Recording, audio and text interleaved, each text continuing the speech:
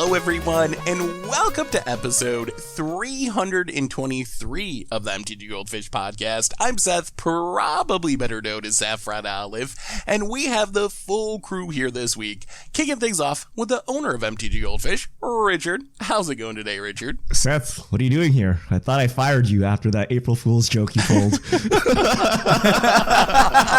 I was a little nervous about going so hard after John, but I appreciate that you let that one slide. I asked Redo if we agreed to keep you on.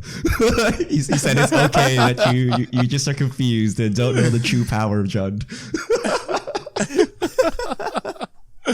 Oh yeah, that was a super fun episode, and I'm glad I'm not fired yet, so that's a good thing. But that's neither here nor there. We also have another co-host in Krim. What's up today, Krim? Nothing much. Just once again another week of big spoilers for all of like Magic's new set Strixhaven, and I'm in love with this set. So yeah. Yeah, so that's actually one of our big topics for today. We're going to be talking more Strixhaven spoilers. We have the full main set. We have a Commander 2021/Strixhaven Commander spoilers this week, but we got the main set, so we got a bunch of spoilers to talk about. We also have some other smaller topics to get to. There was some arena conversation about Spectate Mode going on that we wanted to talk about a little bit. Also some weird spoiler punts, which I don't even know how to describe them other than spoiler punts, but we're going to talk about those things, then spend the rest of the cast on Strixhaven spoilers, and then of course answer a couple of fish mail at the end. So that's the plan for today.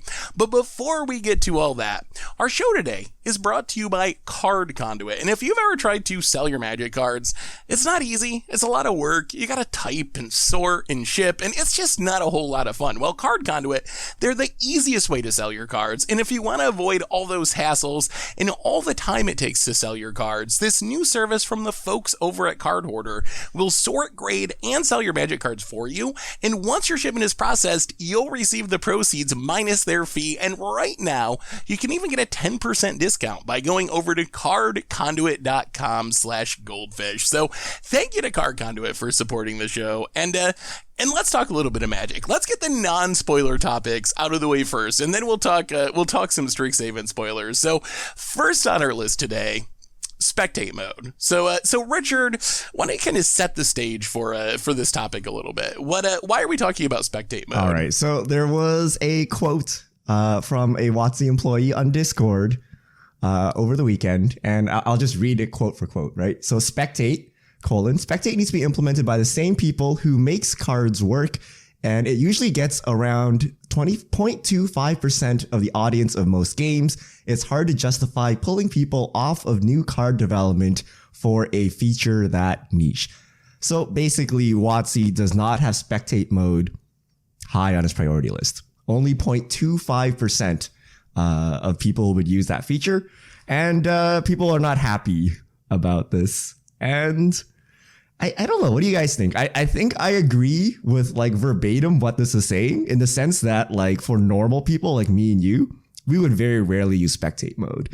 However, we're esports, right? What kind of esports doesn't have a Spectate Mode, right? Like, how do you watch the Pro Tour? How do you do anything, right? Like, we need Spectate Mode for esports. So it is not for the normal person, but for your kind of esports initiative to have Spectate Mode, and we don't have this janky split screen swapping using camera tricks to get like a Pro Tour viewable online. Yeah, that's kind of my feelings on it. Like, I think that everything in that quote is true.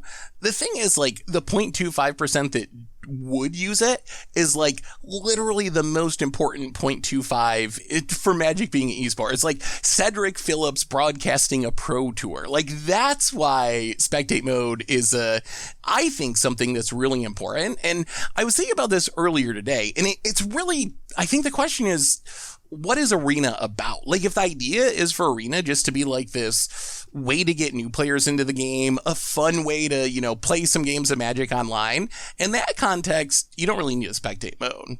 Then it doesn't really matter. On the other hand, if the idea really is for Magic to be an esport and to have like high-end tournaments and tons of people watching on Twitch, then I think it's one of the most important features, because if you ever watch Magic coverage, I actually like, Magic has some amazing casters. Like some of the casters in Magic are some of my favorite casters out of any esport, like Cedric and Patrick, and they're really, really good at what they do. But I always feel bad for them because you see these situations that are like, oh, like there's probably something sweet in the graveyard to reanimate, but what do we don't have any way of knowing. Or like, oh, are they going to get mailed out this turn? I don't know. How many cards are in their deck? We can't see. Like, how many cards are in their deck?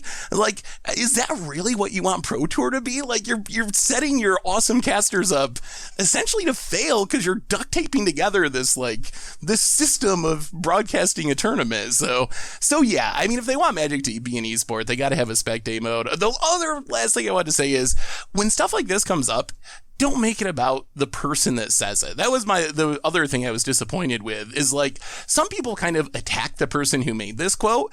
And this is just some poor guy that works at Wizards. Like he's not Hasbro. He's not the CEO. Like he doesn't have control over this. So when things like this come up, try to focus on the big picture and not the individual. Like I feel like some people kind of shot the messenger with this, and that really wasn't fair, I don't think, to the messenger who originally posted this. Krim, any thoughts on spectate mode? Is it worth it? Like, is Magic an esport? Is that like where we're heading, or is that not part of the plans anymore, or doesn't it even matter? I think that with like all of like the spectate mode stuff, this should have already been ready by the time it rolled out. Even if it's just like you had mentioned, a small 0.25%, it is just like who uses it the most? Well, themselves. Wizards, right? So, or they should be, because if you watch like a Hearthstone tournament, right, it's much easier to keep track of things because people are able to like watching their Grandmasters tournament or whatever.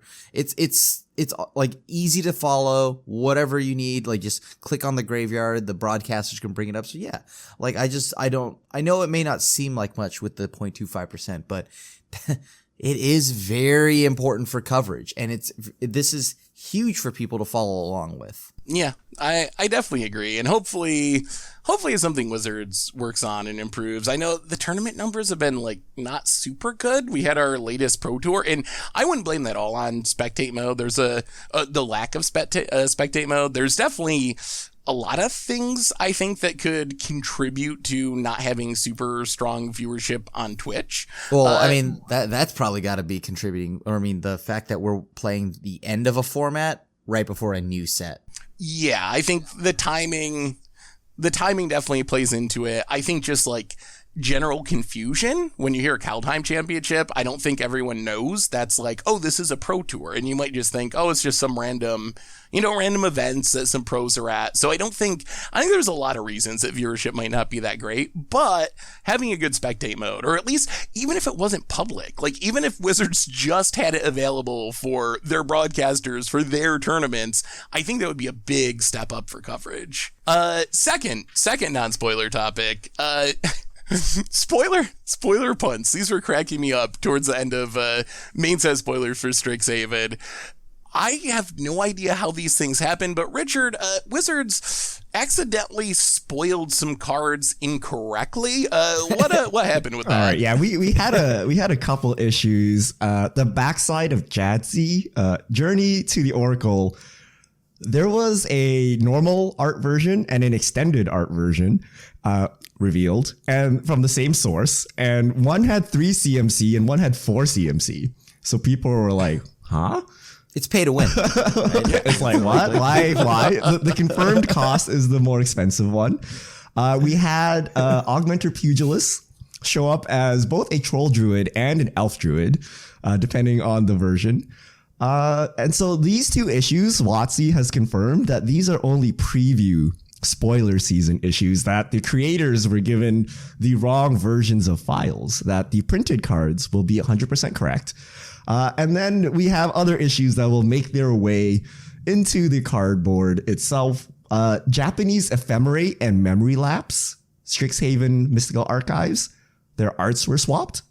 The artist was like, hey, these arts were swapped. And then WotC was like, yeah, they are swapped. And we're like, huh? Okay. And Commander 2021, we have Zaffi Thunder Conductor. And the Oracle text refers to Zaffi as Thunder Collector instead of Thunder Conductor. So that will be errated. But yeah, so we have these issues. half of them are only previews, the other half are print issues. And I know what's going on here, right? Because we get previews, we get a little inside information, and Blake, who normally handles preview season, is on paternity leave. So their process was not too robust, apparently, and someone just got the wrong files and sent them out, right? So this I would say this is just leak prevention. yeah. Oh. Yep, there it is. They're playing around it. You see, like, oh, which version is it? Is it the real one? Is it the 3-mana one? Who knows? What confuses me is they have all these alternate versions just floating around that they're able to still get, right? Like you would assume Leak prevention. they would just axe these older versions. They're like, okay, yeah, we're done with development. Let's remove these files so people don't accidentally do weird stuff with them. But here we are. Doing weird stuff with them. That's the part that got me too. Like, mistakes happen, especially when someone who normally does the job isn't there to do the job, and you're trying to like transition into other people doing it. So that definitely makes sense to me. On the other hand, I cannot figure out for the life of me why there's like an elf druid version of Augmenter Pugilist like just hanging out in a file somewhere, or a wrong CMC version of Journey to Oracle. Like, why? What is the value of keeping this thing that isn't even real in some place where someone could accidentally access it? It's kind of like, I always have this problem with OBS and how they put the record video button right next to the start stream button. So I'm always like horrified that I'm accidentally going to click start streaming. I've done it a couple times. It's never been like a full disaster. There's like a box opening years ago where I clicked the wrong one and didn't realize I was actually streaming it when I thought I was recording it. But it's kind of like that. Why would you have these other versions that someone could accidentally give out as a preview someplace where they're accessible and that could actually happen? So that's the part that gets me. I don't understand the process that got them to that point. But thankfully, most of the issues are just for the spoilers and not going to actually impact the cards. That would be way more awkward if the actual cards were printed that way. Anyway, I guess those are our non-spoiler topics. So spoiler time? We have so many cards. I mean, we got the entire set dumped in a week. We have a million cards to talk about. We're going to get through as many as possible. Richard, guide us through some spoilers. All right. Jadzi, Oracle of Arcavius. 6 blue, MDFC, the front side of the infamous 3 CMC Journey to the Oracle. Legendary creature, human wizard, 5/5. First ability is discard a card, return Jadzi to its owner's hand. Magecraft, when you cast or copy an instant or sorcery, reveal the top card of your library. If it's a non-land card, you may cast it by paying 1 rather than paying its mana cost. If it's a land card, put it onto the battlefield. Backside, Journey to the Oracle. It's a sorcery, 4 CMC, 2 green. You may put any number of land cards from your hand onto the battlefield. Then if you control 8 or more lands, you may discard a card. If you do, return Jadzi to its owner's hand. This card just seems really good, right? Sorry, let me reiterate. In Commander, this card seems amazing. Yeah, like in Commander, I expect this to be incredibly popular. Like, that Magecraft ability is absolutely bonkers. It doesn't even say from your hand. Yeah. So if you like cast a spell and hit another spell, you can just pay 1 and cast another spell and like keep that chain going. If you draw a ton of cards, the backside can put all those lands into play. So this feels like a Commander all-star, both like as a Commander and in the 99. As far as non-Commander formats, 8 mana is just a ton. Like, it's obviously absurd if you get to untap with it. I don't know, maybe you can like Genesis Ultimatum into it or something. But 8 mana is a lot for a card where you either need to have extra mana available right away, like get up to 12 mana or something, so you can cast a spell and trigger it once, or you have to untap with it, which is kind of asking a lot. So I don't know if it has a chance. Maybe if you can reanimate it or something, it would be sweet, but I don't know about standard play. But in Commander, it seems amazing. Yeah, even like, because like you still have to like reanimate it, get it on the board, and then cast a spell, right? So that's a lot of things. Yeah, there's a lot of hoops to jump through in a 60 card format. for something that could just easily get like Heartless acted, right, or something along those lines. You can discard a card though, Krim. Return it to its owner's hand and try again. And then you got to do it again. So like you can have fun trying to do that, but they'll just like, or even better, they'll just brazen borrow it back to your hand.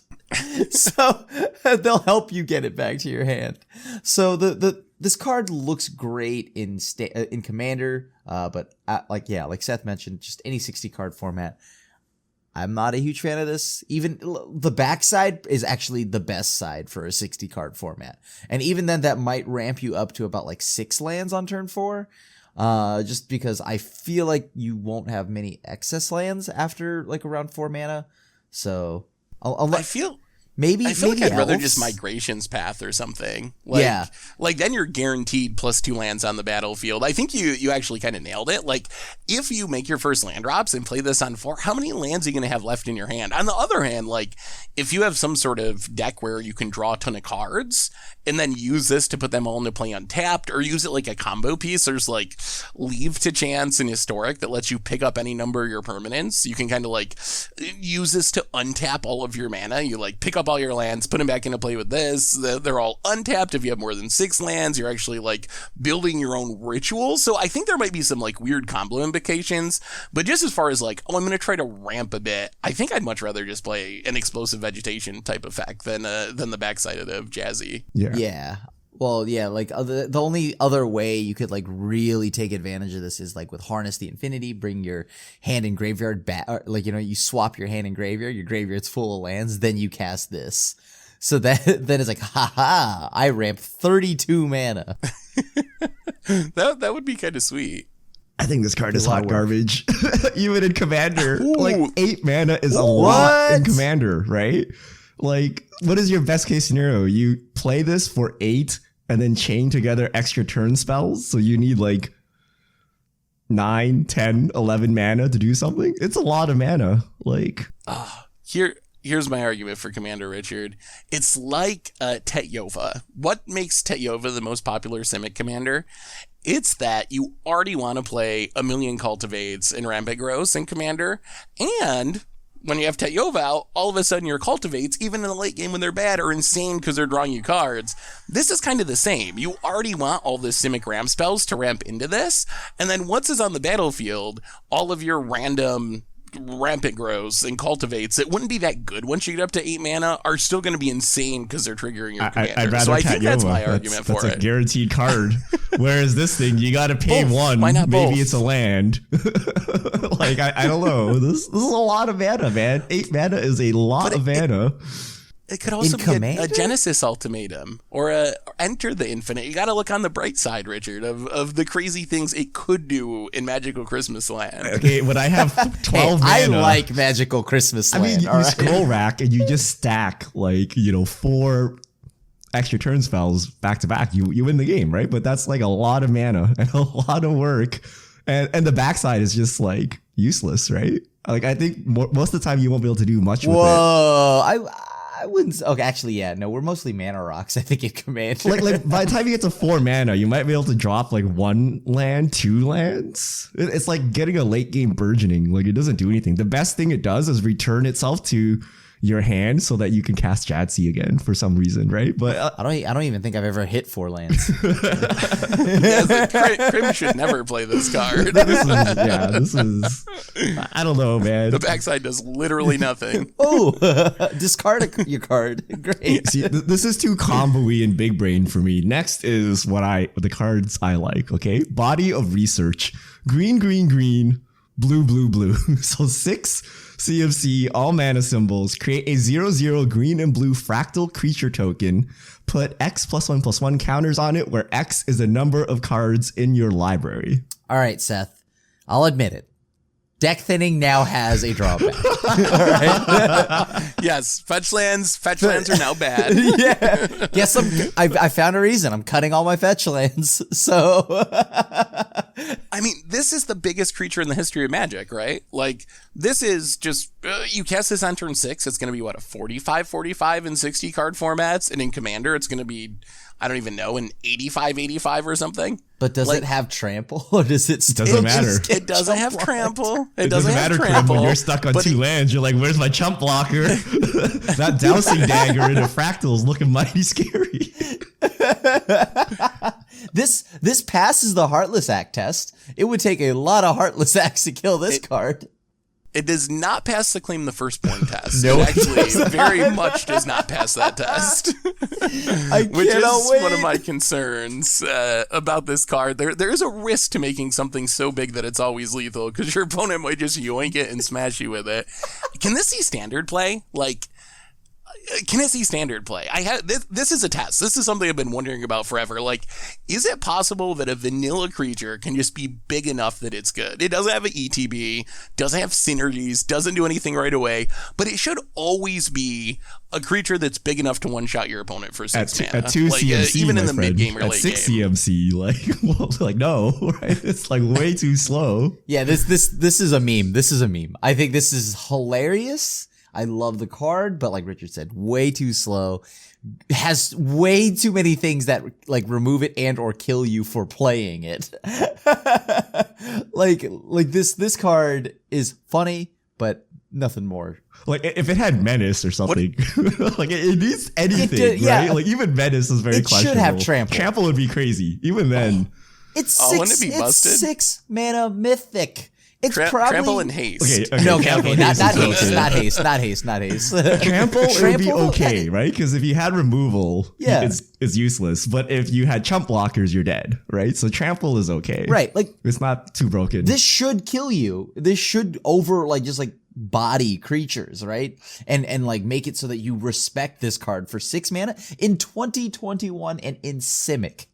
More or less. Like, I expect this to have trample, hexproof, uncounterable, and haste. So, like the thing here is, but for some odd reason, it is just a vanilla creature. I was kind of surprised this doesn't even have like half of Texting Beast. What about Fling? Or Kazul's Fury? Like, is there any way there's an actual deck that's built around your 9 mana combo? Play this, immediately fling it, you're dead. It's 8 mana combo, right? Because Fling's only 2. So Kazul's Fury is 3, but yeah. Oh yeah. Kazul's Fury. If you can somehow cheat this card out, then maybe you can combo it, but it's just so expensive. Yeah, and not even expensive. This is Splinter Twin. Look at the mana cost, right? Even at 6 mana, you might not be able to cast this because it's green, blue, right? This is strictly just worse than casting an ultimatum too for 1 more mana and easy. But it's so fun. You could hit them with your ultimatum. Yeah. Okay. Look at this. You play this and then you like use a Garrick minus to just draw your whole library. Yeah. Yeah. And then I would definitely play this in Commander. In Commander, this is pretty fun, right? Like this is a sweet card because you don't have to worry about as many things like Claim the Firstborn, Brazen Borrower, bouncing it. Like, you know what I mean? Like in a standard format, if I spend 6 mana on this mythic and it just gets bounced, I feel terrible. Eldraine is outclassing a good amount of stuff, but like, oh man, does it feel bad if this gets Brazen Borrower? That is kind of the problem. There's a lot of giant, sure you dodge Heartless Act, but there's a lot of giant killers. There's a lot of Bloodchief's Thirst. There's every Brazen Borrower's, a lot of interaction actually does deal with this, and because it's a token, even the Brazen Borrower deals with it forever, so that probably keeps it from being actually playable in Standard. Rules question for you. I want to see if you get this right and you're better at the rules of Magic than I was. So let's say you have a doubling season out and you cast this.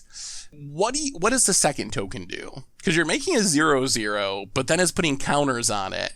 Are you getting a 0/0 that dies, or would this work properly with doublings the way you want it to with doubling season? I think you just get a second one that dies, right? I would assume it works the way we think it works, but since Seth is asking, it probably means the token is dying, right? Actually, no. I was with Krim. I actually in the spoiler video I said that I thought it just died and it was a 0/0. But apparently, because doubling season is a replacement effect, it actually adds the counters to it as well. So it does work with things that double up your tokens that way. So which the doubling I was season surprised by. I was wrong on in that Commander, you would get like 280 power worth of creature like For 6 mana? 6 mana. Yeah, That's basically, that's yes. cool, right? Like that's awesome. It works in Commander, and also there's a reason why I am no longer a judge. So Yeah, I'm right with you. I was wrong. I was very wrong about that too. Civic Ascendancy, right here. Ooh, that's Splinter combo. Twin. That's Splinter Twin. There You it is. still got to get to your upkeep, but yeah, that is pretty sweet. That's once again just All Splinter right. Twin. Fling in this Splinter Twin. Next up, Literally a red enchantment spell. we have Strixhaven Stadium playing Mage Tower. You know, we're influenced by Harry Potter. We'll just like rip Quidditch like straight off of it. So we have a little sports stadium here. It looks like Battle Bond going on. 3 CMC artifact. Tap it to add a colorless, put a point counter on Strixhaven. Whenever a creature deals combat damage to you, remove a point counter from Strixhaven Stadium. Whenever a creature you control deals combat damage to an opponent, put a point counter on Strixhaven Stadium. Then, if it has 10 or more counters on it, remove them all, and that player loses the game. So this is like very much so a meme, right? Like this in Standard is a meme. However, Yeah, in Commander, against odds episode probably, but wait, does this even It's a control pass the Heartless finisher, Act test? right? You just play Strixhaven Wait, what- Stadium what? on 3, and then you just keep tapping it to add point counters, and then eventually you hit him with a Snapcaster Mage to kill him. I mean, you know what? Okay, sure. I feel like there's other control finishers, but like, It's a mana rock, though. You see, it's a mana rock. wait, what format are we talking about here? Because if it's a 60 card format, this is not gonna go well for you. is it gonna go well in Commander? When I first saw this, my initial reaction was, I'll play this in basically every one of my Commander decks, as in one of my ramp slots, because it can't ever kill you directly, and maybe you sometimes win with it. Then I thought more about it, and I was like, wow, is this actually a card I shouldn't play in every deck? Because it's a manolith or whatever that's going to make people kill me. Like, people are going to see this, and they're just going to brutally attack me because I played this this silly ramp spell. So what do you think? Is the risk too high to play this in every deck in Commander, that you're just going to arch enemy yourself for a not that great mana rock? That's exactly what I was gonna say. Like, this is hilarious and it's sweet in Commander, but it essentially reads: add a colorless mana and you get the arch enemy emblem, right? like that is it, and that emblem stays until this goes away. So I don't know. I mean, I don't even like it just because of the colorless. Like, I think it's a cool win condition, but the issue here is that it has to have all 10 counters. And then, I mean, like, I guess the good news is like you don't have to wait till your upkeep, right? I think this is just like at the end of combat. You do have to attack. Yeah, you'd have to hit someone for combat damage, but yeah. Yeah. So you have to attack. I mean, it incentivizes you to attack in Commander. So already I'm not playing this, and Seth. Oh yeah, well, I'm not really like, I don't even attack, and you attack even less than I do in Commander, right, Seth? So like, that's true. so like, what am I gonna do with this? Just have a bad mana rock? Like that's pretty much what this reads as.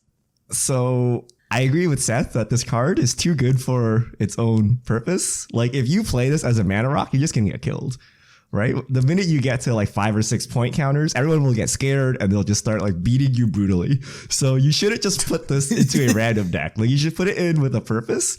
And I think it would be really good in like the Birds deck, right? Where you have like all these little like The wiener Birds. flyers, and then you're like pecking away at people, and then you can just one shot someone when you have enough counters. Wiener flyers pecking away at people. So I Or like tokens, instant speed token Yeah. production, like March of the Multitudes or something, where you just like make a bunch of tokens, drop this, attack, kill someone. Yeah. So like you can I hit like this in- Crim for like 9, and then use the last one to like kill Tomer or something, right? You can use it as a political tool, Yeah, right? yeah, you can yeah. get counters off of someone else. and then finish someone off with like a fear creature or a flyer or something. So I think it has its uses, but I wouldn't just throw it in any deck because people will just kill you if you just do nothing and play this. I also wouldn't throw it like play it on the board unless I can win, right? Like I'm talking about like I wait until I have the ability to swing and then kill you, right? So I wouldn't even put this in the mana rock slot. That's a really interesting point, because if you're playing ramp, the whole purpose is to play it early in the game. And if this is a mana rock that you feel like you can't play on turn 3, then is it even really a mana rock anymore? Or is it just like this weird finisher / combo piece? It's more of a weird finisher combo piece. Like look, that first line of text there just is irrelevant. It is not there. It's best if you're going to deck building with this that you don't even like count that as part of the card, because this is not something I'm going to play on 3. Especially in a format that is heavy on artifact destruction. So, like, the thing here is I'm saving this for the kill turn. I'm attacking with 9 creatures on the kill turn, okay? Yeah. But also, getting a 9, like, attacking is another meme. But, like, the thing here is, it is nice, though. There are now more cards that incentivize you for attacking in Commander. All right. Next up, we have more Elder Dragons. We have Beladros Witherbloom. That's Golgari for you old timers. 5 black and a green, 4/4 legendary creature Elder Dragon, flying. At the beginning of each upkeep, create a 1/1 black and green pest creature token with, when this creature dies, you gain 1 life. Pay 10 life, untap all lands you control, activate only once each turn. This card's amazing, right? Like this card is amazing. I also see this just being playable in a 60 card like standard format post Eldraine. Yeah, I'm having a hard time figuring this out. Like, on one hand, it's really good Verdant Force. It's like a Verdant Force that makes better than Saproling tokens. Its pests have upside. It has flying. If there's anything that we've learned over the past 2 years, it's that things that double your mana are like usually broken in standard, even though this does come with a relatively high cost of 10 life. You're not just going to have double mana every turn unless you're playing life gain or something. But it is 7 mana, like, I don't know. I think it's got to be playable somewhere in standard, though. Like, just that ability is so incredibly powerful. I don't know where it fits, but there's got to be some deck that can really take advantage of this and break it. Yeah, like it just pays for itself on 7, right? Like, you could just do that if you really wanted to, and you just wanted to 10 ball yourself to the face. You could. Is it worth the 10 ball though? Like, will you have 10 life Storm? against aggressive decks? It still just dies to Doomblade. Well, not Doomblade, but like anything, right? But in these colors, these pest tokens, you are gaining a lot of life, right?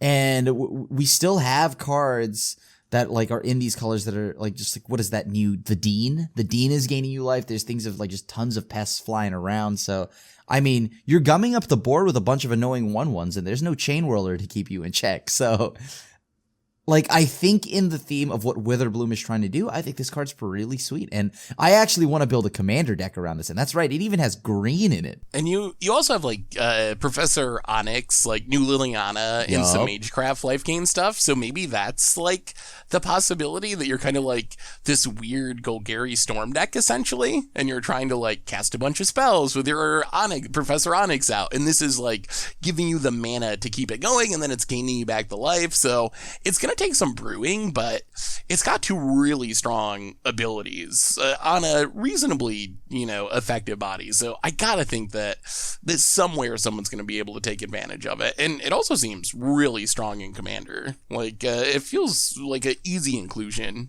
in 100 card formats. Yep. I mean, you can use the ability on each opponent's turn.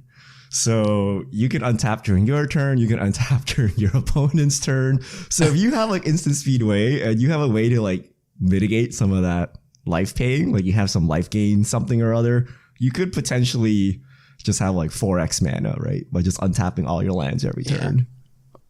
Yeah. That's like a professor or prophet of Crufix that costs 40 life a turn cycle.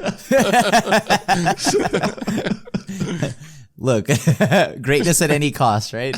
Right, Richard? So there's got to be. I mean, Seth has paid how much for a Wheel of Misfortune? I'm sure he would pay 10 mana for like 7 extra mana. Or 10 life for 7 mana. And Ooh, you play this in a Jund deck, and then you could play Wheel of Misfortune and then pay 10 life to untap your mana. And I mean, life gain is one of the big themes of Witherbloom / Golgari in the set. So I think in that context, it's probably better than it looks. Like if this was just in a different set, 10 life would probably be a deal breaker, but maybe it's not in Strixhaven in Witherbloom. Yeah. All right. Next up, we have Tanazir Quandricks. 3 green and a blue, 5 CMC, 4/4, flying trample. When Tanazir enters a battlefield, double the number of +1/+1 counters on target creature you control. When Tanazir attacks, you may have the base power and toughness of other creatures you control become equal to Tanazir Quandricks' power and toughness until end of turn. It's funny. This is so boring. I don't know. It's a good fractal card. Like, I think that's what this is supposed to be. Is like, this is your fractal lord, basically. Because it comes into play, doubles the counters on one of your fractals, and then since all your fractals are 0/0s, when this attacks, it's giving them all +4/+4. So in the context of, like, fractal tribal, I think that's actually probably pretty good.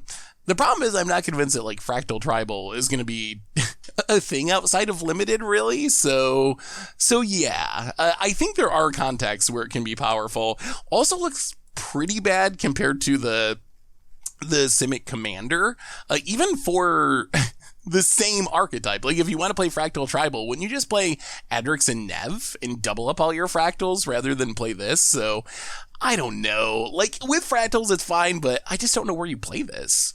This is definitely not your commander. This is, I guess, a support piece, but like a very, very low support piece. I just feel like at 5 mana, 4/4, this is oddly just way too boring. And I never thought I'd say this. This is a really weird set for me. It seems underpowered in Simic. I don't know. Maybe I'm spoiled from the. That's why. Or sorry, yeah, you're right.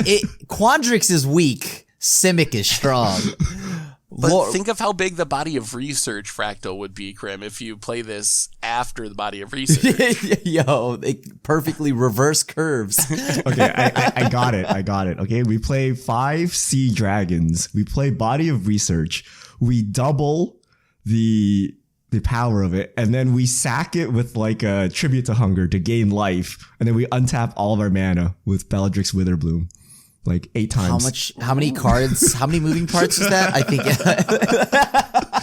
I got you.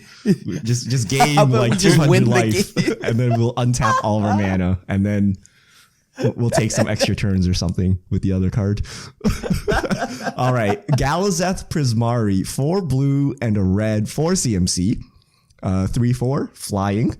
When Galazette Prismari enters the battlefield, create a treasure token. Artifacts you control have tap, add 1 mana of any color.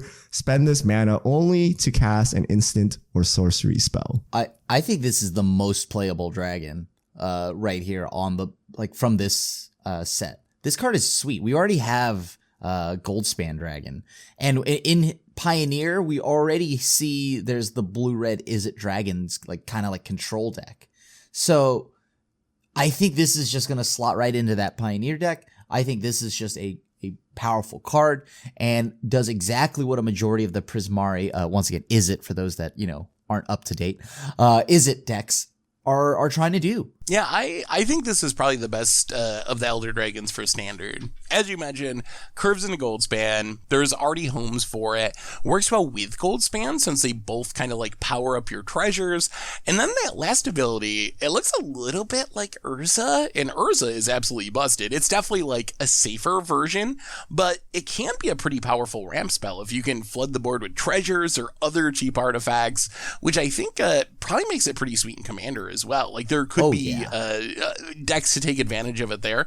Plus, there's a lot of good support pieces for Izzet Dragons. There's the new Dragon Sweeper that works really well with this. It kind of ramps you into some of the big... Sorry, Izzet doesn't have a sweeper. From the Izzet, what is it? Oh, Krim. But I like how it synergizes with the other... Prismari cards from Strixhaven.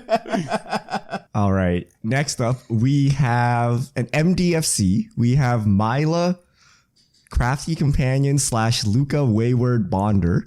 So front side, Myla, legendary creature Fox, 1 white, 2/3. Whenever an opponent attacks one or more planeswalkers you control, put a loyalty counter on each planeswalker you control. Whenever a permanent you control becomes a target of a spell or ability an opponent controls, you may draw a card. Backside is Surprise Luca, 4 red, 5 starting loyalty, +1. You may discard a card. If you do, draw a card. If a creature card was discarded this way, draw 2 cards instead. -2, return target creature from your graveyard to the battlefield. It gains haste, exile it at the beginning of your next upkeep. -7, you get an emblem with whenever a creature enters the battlefield under your control, it deals damage equal to its power to any target. I am a fan of this card.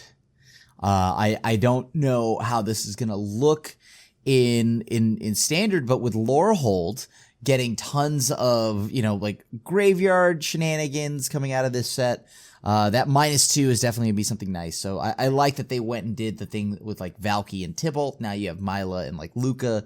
This is a sweet card, and you can maybe even make a Boros Reanimator deck in Commander.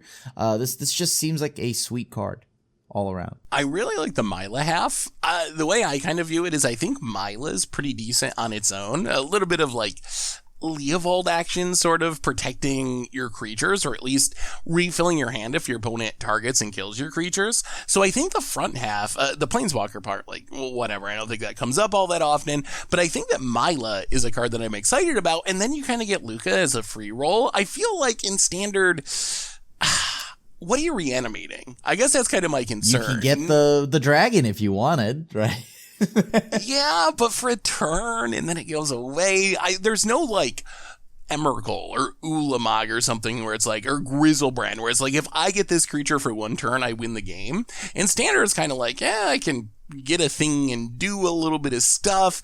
I mean, it's still probably fine, and it does generate card advantage, which is nice, but I kind of look at it as Myla being really strong, and Luca being something that I'll play on occasion when the situation is right. I mean, like, I don't know if you know this, but Velomachus Lorehold, if that hits once, that's pretty good.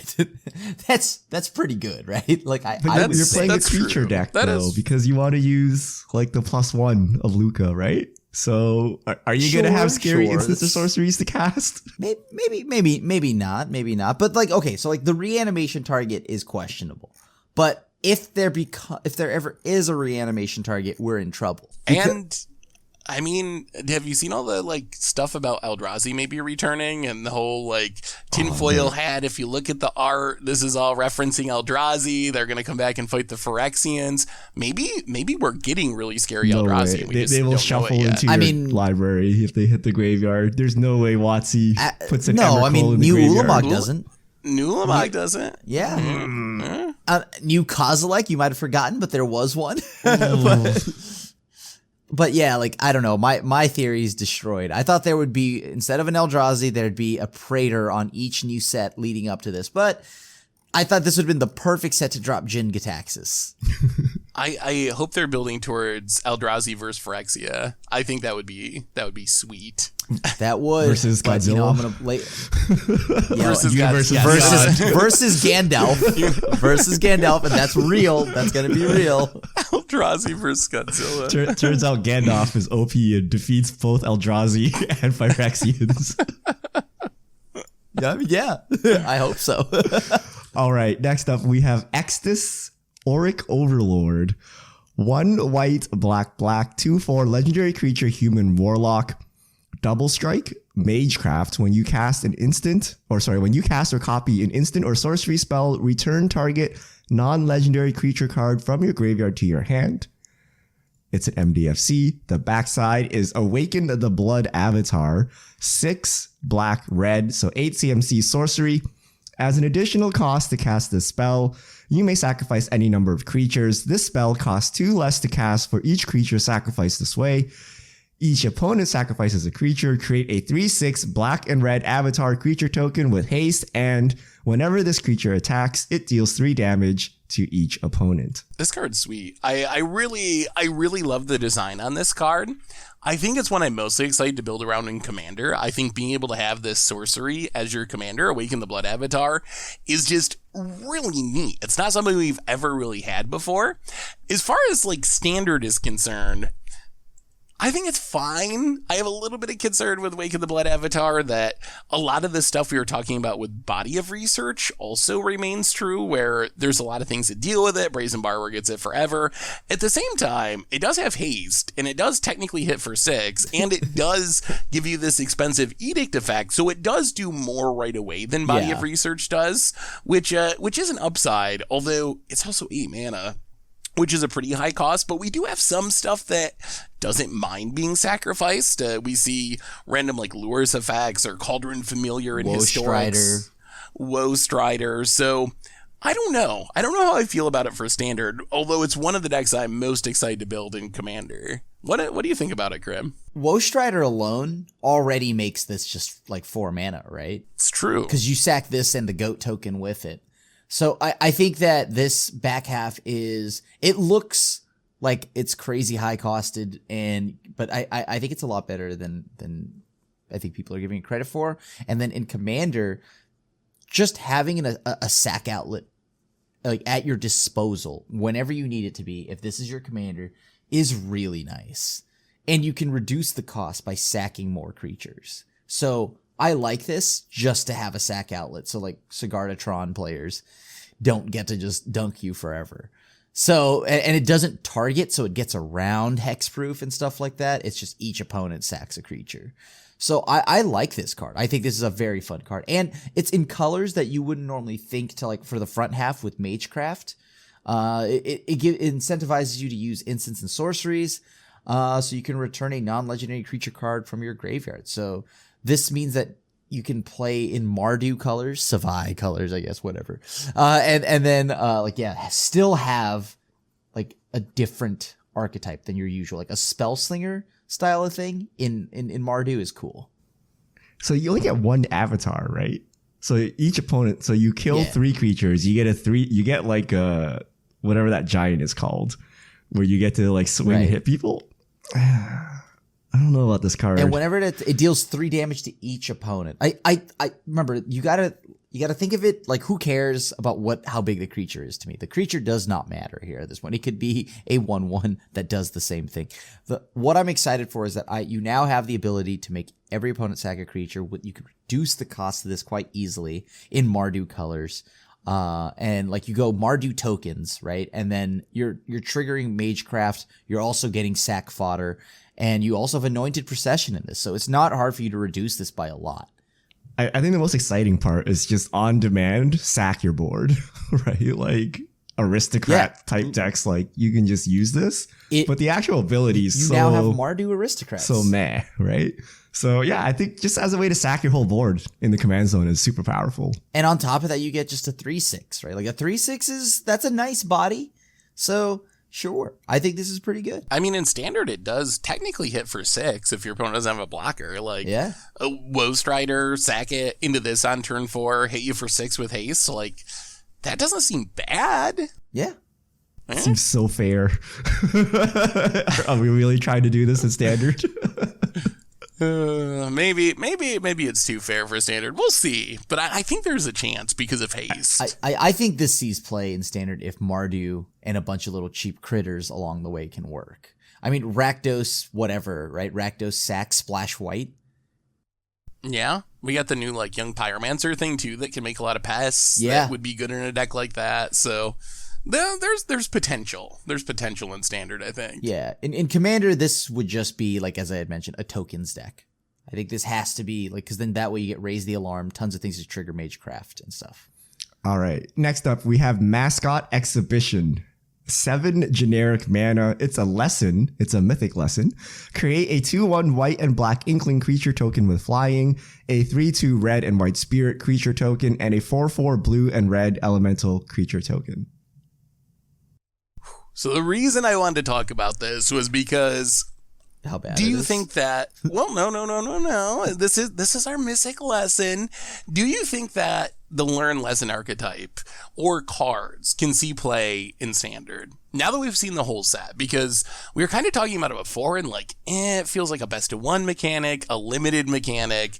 This obviously isn't efficient. Like, it's a couple more mana than you'd want for what you're getting out of it, but is a fact that you can tutor it up from your sideboard when you play another not quite efficient card. Like, is that going to make it be a thing? Like, you could play a control deck with the, like, Learn Divination, the 3 mana draw card Learn, and have this be your finisher, let's say, where you're just like, dirtle around, counter all your stuff, eventually mascot exhibition you.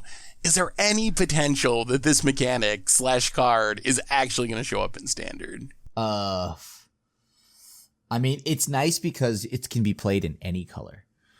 That I like. Yeah. That's the thing that it has going for it. Otherwise, I don't know. I mean, it looks kind of weak. I think I would rather get any of the other lessons. It sucks because all the lessons suck, right? Like, if you had good lessons, like let's say there was a Doomblade lesson, like an actual Doomblade, right? Or an actual, I don't know, like a good draw spell. You could play that, and then you could just slot this into your deck as like a random finisher or into your sideboard. But because all the lesson cards suck, like, what is the point, right? You're just playing subpar cards. Like, you don't have anything good to tutor. Why even play the weak lesson creatures or the lesson enablers, like, to begin with? So, like, just because all the cards suck, there's no point. Like, there has to be a good, like, what's the best card? Like, Containment Breach? Like 3 mana I Disenchant? Reduced to Memory is pretty good. I like Reduced to Memory. I think the other lessons, like if there is a lessons, it's lessons based deck, it's got to be in Lorehold, right?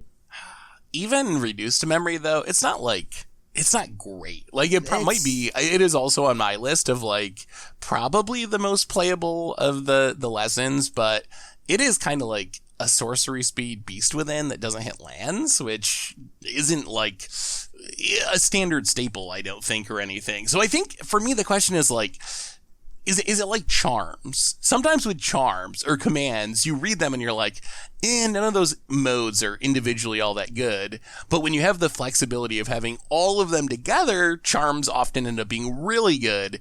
Is there any chance that maybe Learn and Lesson is like that and it's better than we're giving it credit for? I mean, there is like a 3 mana ramp spell that learns. It's just like 2 and a green to search out a basic land. Like, that's not that far from being standard playable. That's like close enough. Playing with but is it Earls worth just a while ago, Seth. filling? But then you gotta like fill your sideboard with not great cards so you can tutor them up. I don't know. I'm higher on it than I was a week ago. I'm higher on the mechanic than I was last week when we did the podcast. I'm not saying it's going to be a standard staple, but I wouldn't be surprised if, like, I don't know, you play one good learn card in like a lesson or 2 in your sideboard or something. That seems possible to me now, when last week it didn't. What if you draw your second learn card and you ran out of lessons because you only put 1 in your sideboard? Like, there's no toolbox aspect of this, right? There's like maybe 1 or 2 playable lessons, but then you just like drew a card, right? Like, there's no like, oh, I need the right answer for the right situation. They're all like make terrible creatures, right? Or that's basically it, right? So I don't know why you would do this. Like, they went too safe on both the learn cards and the lesson. They're like both overcosted and they don't do anything. So I don't think it's worth it, but maybe someone breaks out some like crazy 5C learn deck. I don't know, right? But Teachings of the Archaic, you can draw 3 cards if your opponent has 4 for 3 mana. I actually think that's not that bad, just because you're never going to main deck it. So if your opponent, if you're in a scenario where it's not going to draw you any cards, then you just don't learn for it. But then if you're way behind on cards, it's actually kind of like a divination you can tutor up or whatever, which doesn't seem that bad. But definitely everything's like +1 to 2 mana compared to if it wasn't a learn or a lesson, I think. I don't think I'm playing any lessons or learn stuff in best of 3. Best of 1, I could see maybe. But like, even then, there's no learn sweeper, so there's no learn aggressive thing here. I guess the most aggressive one is the enchantment. I think that one's not bad if I'm trying to play like an aggro deck. So is that the one that puts a single counter on something when you attack? that is the most aggressive one. And it's whenever like it is. That is true. Like that's what I'm sad. saying, right? Like that is the most aggressive thing we can get out of these. Like if there is a learn deck and it's gonna be in best of one, I think it's got to be out of Lorehold. So what about the 4-mana 5/4 trample green thing? Like, is that on curve enough, or are we just past the point where that's even exciting anymore? 4 mana. I think that is 5/4. it's 4 mana. It's just like yeah, it's got trample though. It tramples and it's a tree folk. Is that better? Like I would just play Questing Beast. I don't need to learn anything because it does 9 things already. So like, why don't? Yes, it is already learned. It's as smart as it's gonna get. The problem is Eldraine is busted. Every time we talk about these things, that's what it comes back to: is some Eldraine card. Okay, just Eldraine is busted, but even without Eldraine, I think this lesson and learn mechanic is really bad. Yeah. Like, I don't even know if I want to draft this in limited, right? You're like, if I keep putting all these lessons in my sideboard, like, what is going to be in my main deck? Like, how many cards am I drafting, right? So I don't even know if I'm playing this in limited. This might be the first mechanic that sees play like literally nowhere. I would say this is the first mechanic that caters to best of one strip. Yeah, it is best of one. It's also weird that all the lessons are sorcery. Like they were really safe. Yeah. Like I don't know why half of these can't be instants and they would still be unplayable, but they're all sorceries for some reason. Yeah, like I think that like Reduced to Memory could have just been instant. Like a 3 mana exile non-land and then get a 3/2 or something. It's like sure, whatever. I mean, you're giving them a 3/2 and oh wait, it doesn't fly. I remember it being a spirit. It is a spirit. It's just a non-flying spirit. Yeah. Whack. All right. Next up, we have Fervent Mastery. 3 red sorcery. You may pay 2 red rather than pay this spell's mana cost. If the 2 red cost was paid, an opponent discards any number of cards, then draws that many cards. Search your library for up to 3 cards, put them into your hand, shuffle, then discard 3 cards at random. So hold on. So I'm going to get an opponent to discard any number of cards, then draw that many They get cards. to rummage If unlimited amount if you pay 4 CMC, Right. and you get And- to triple and you just gamble, 5. or you just pay 5 and triple gamble. I'm not playing this. Like I see this being like a super faithless looting in some spots, but like like where there are things that you just want to throw away. This I think will be used in some kind of combo deck at a point in standard. I think this is definitely a combo deck to just get something in the yard, whatever. But this isn't like, do not use this as a triple tutor, like unless you can use it from the graveyard. Like throw away Past in Flames, whatever. Sure, that's fine.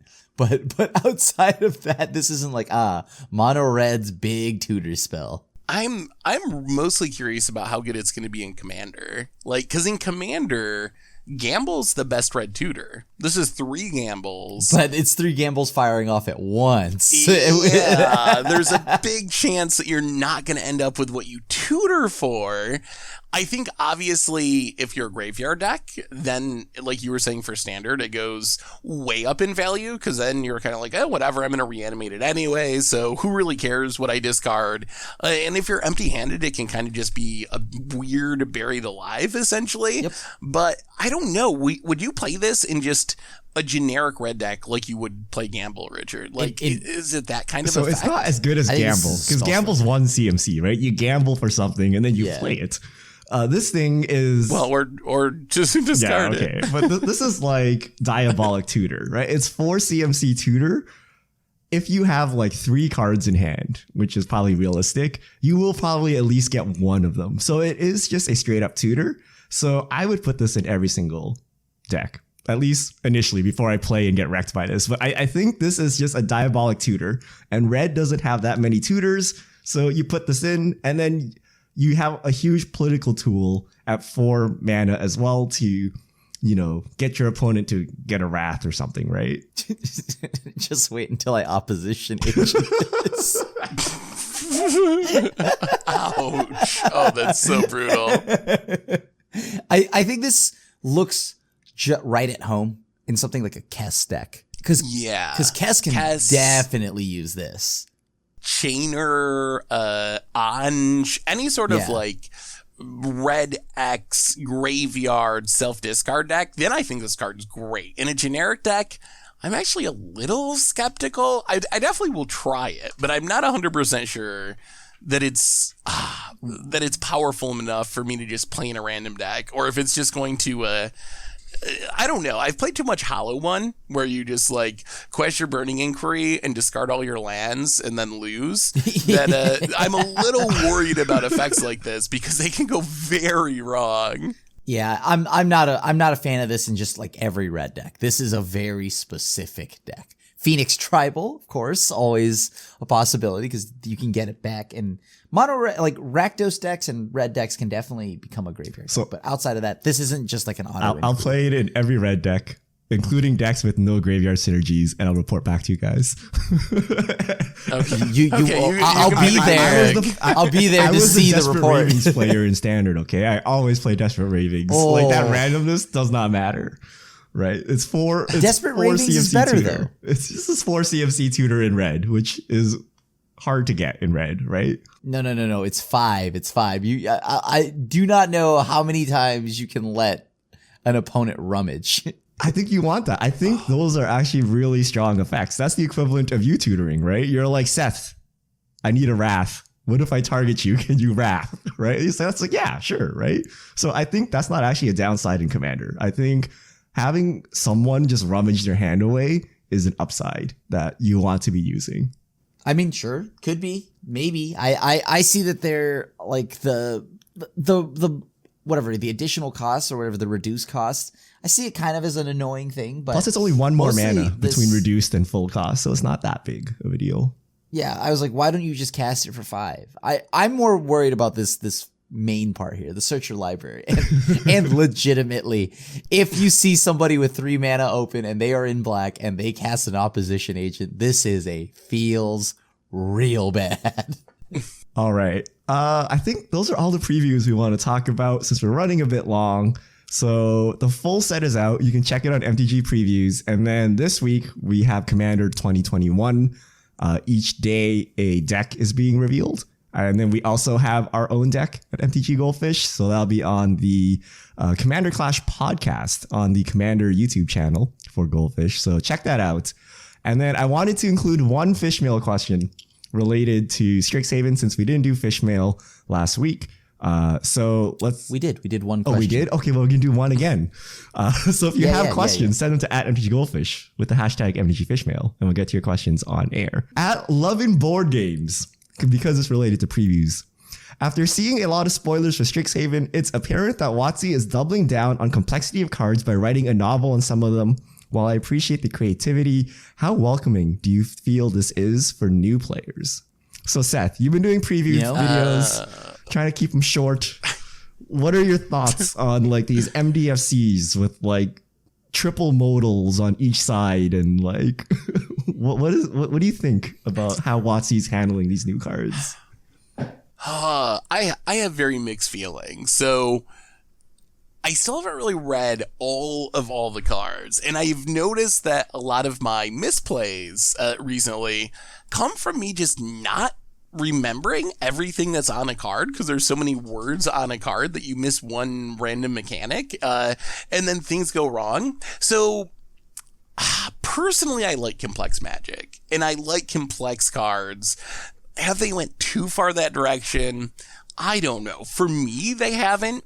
At the same time, I don't know how a new player would pick up a lot of these cards. I really don't understand that aspect of it. If you're someone that's been playing Magic a long time, I think you can deal with it and maybe even enjoy it. But if you're someone who doesn't know Magic, how do you digest just cards with so many words on them and so many things happening? So I think that would be my concern. Maybe Wizards is betting that like Arena is like the onboarding program for new players, and that kind of just like makes you resolve your stuff correctly, so people like figure it out thanks to Arena kind of helping them. But I do think there's a real concern about new players and whether they'll be able to grasp what's going on with some of these cards. Forget new players. I would say as somebody who So let's say COVID is over. We're all back at the LGS and we sit down and play some Strixhaven.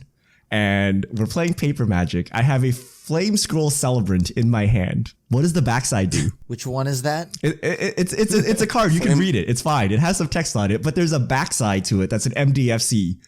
So without giving anything away to your opponent by taking the card out of its sleeve, flipping it around, they can see the whole thing, and then reading the backside, how would you know that the backside, Revel in Silence, is like basically a silence effect, right? Like, when MDFCs were just lands, it was fine.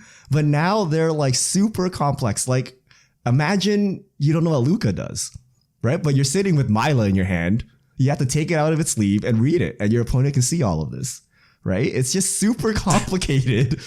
And I don't know how anyone would play this. Like, forget new players. I can't play this. This is like too complicated, right? I need to use Arena. Like, I can't play this in paper. Well, I mean, we've been talking about it for like a year, though, back to Ikoria, where... like, I just don't know if they care about paper standard play like that or whatever. Like, maybe that's it. Maybe it's just like, we got Arena now, so Arena will take care of it. Because I think you're 100% right that a lot of these cards don't work well for paper play, especially competitive paper play. But that's been true going back to like Mutate and ability counters and stuff in Ikoria, where it's kind of felt like Wizards is just like focused on digital when it comes to design, or at least willing to make designs and mechanics that aren't necessarily great for paper because they know so much play happens digitally now. Do you think they'll increase the rope timer on Arena? I've always kind of just had to memorize my own cards in paper anyways, because I play all foreign cards. So this is going to be fun. When paper happens again and I have to memorize all my cards, because I do actually just play like all Japanese and like Korean or Russian German cards, right? So these are I have to do it anyways. But, that's another problem with like Japanese Mystical Archive. Do you know how many 1 CMC red spells there are? Lightning Bolt, Claim the Firstborn, Infuriate, Shock, or whatever. Lightning Bolt. how are you going to tell with like the Japanese art? Right? So it's not iconic. So you can't do it from memory. You just need to know what the new art looks like. You can't read it because it's Japanese. And they all have the same CMC. So it's just super complicated now. Like, I don't know. Wizards is really going hard on kind of the enfranchised players. Like, I don't know how a new player would get into this and feel comfortable sitting down in FNM, MDFCs, Japanese promo cards, like... Oh, it's just so complicated. Planeswalkers are already like mind-blowing themselves, right? They already have like 4 abilities on them. Now you have MDFC Planeswalkers. So, I don't know. It's just tough. And I'll also say some of the complexity to me feels like unnecessary. I think one that stuck out to me was Mavinda, Students Advocate, the White Mythic. The Bird Advisor, which made me think of Richard and his bird deck, of course. But its ability is 0. You may cast target instant or sorcery card from your graveyard this turn. If that spell doesn't target a creature you control, it costs 8 more. If the spell would be put into your graveyard, exile it instead. Activate this once a turn. Compare that to like Kess or something, which is just like, hey, during your turn, you can cast instant or sorcery from your graveyard. Like, I don't know. Do you think that pay 8 mode is even necessary? Like, is it even worth it to acknowledge, okay, maybe there's some situation someday when someone has a Genesis Ultimatum in their graveyard, this on the battlefield, and 15 mana floating around, and they're going to feel bad if they can't cast that Genesis Ultimatum. Wouldn't it have been a lot cleaner if it was just like, each turn, you can cast an instant or sorcery from your graveyard. It must target a creature you control. Like, I don't know. Sometimes it feels like there's not enough payoff for the added complexity to me. I mean, right now, I'll tell you that, like, as a new player, like, looking at this, I'm not even sure what's going on, because the game of Magic already is intimidating enough, right? Because if you're coming from games like Hearthstone or anything like that, it's already intimidating enough in that, like, there's just so much to read. Like, just seeing a Planeswalker, like Nico Bolas God Pharaoh was intimidating back when I was streaming Hearthstone, and then Arena moved into open beta.